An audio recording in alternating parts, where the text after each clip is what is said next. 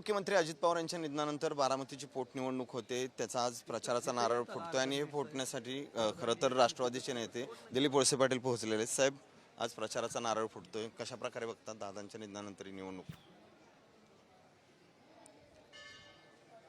अजितदादांचं वर्णन कुठल्याही शब्दात करू शकत नाही. दुर्दैवानं ते आज आपल्यात नाही आहेत आणि त्याच्यामुळं आज या बारामती विधानसभा मतदारसंघाची जी निवडणूक लागलेली आहे त्याच्यामध्ये आपल्या नेत्या सुनेत्राताई पवार या निवडणुकीमध्ये राष्ट्रवादी काँग्रेस पक्षाच्या उमेदवार आणि त्यांना ज्या सगळ्या पक्षांनी पाठिंबा दिला त्याही पक्षाचे उमेदवार आज निवडणुकीच्या रिंगणामध्ये आहेत.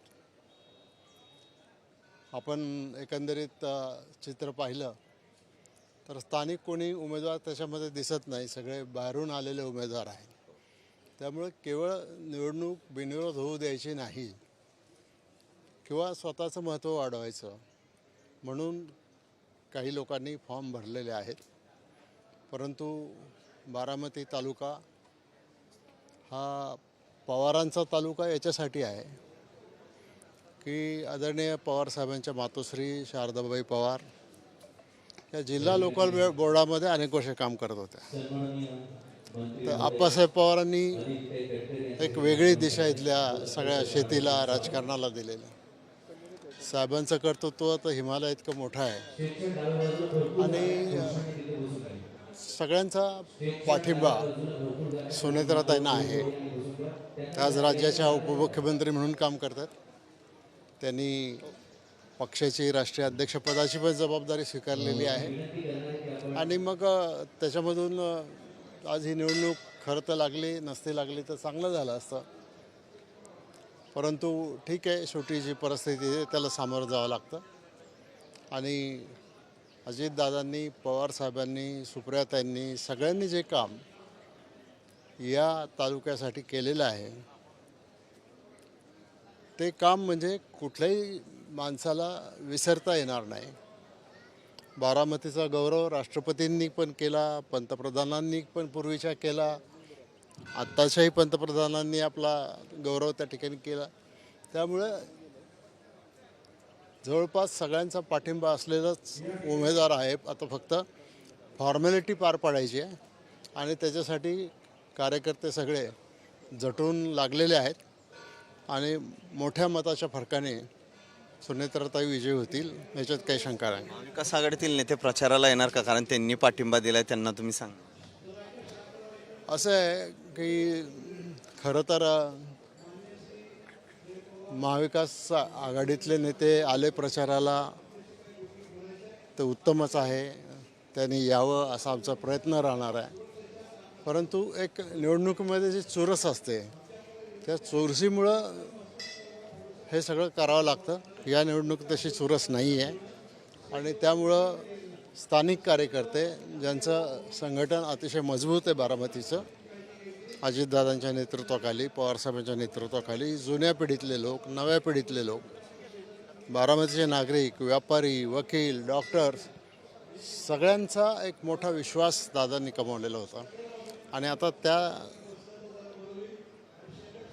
दादांच्या ज्या कामाचं आहे त्याचा वारसा आता सुनेत्राबाईंनी पुढे नेणार आहेत आणि सुनेत्राबाईंनीसुद्धा सगळ्यांना असंच बरोबर घेऊन जातील आणि पुन्हा एक उंच भरारी राष्ट्रवादी काँग्रेस पक्ष घेऊ शकेल. असताना दोन्ही राष्ट्रवादी एकत्र येण्याचा विषय सुरू होता, तो परत मार्ग. आता पुढं काय होण्याची काय तुम्ही?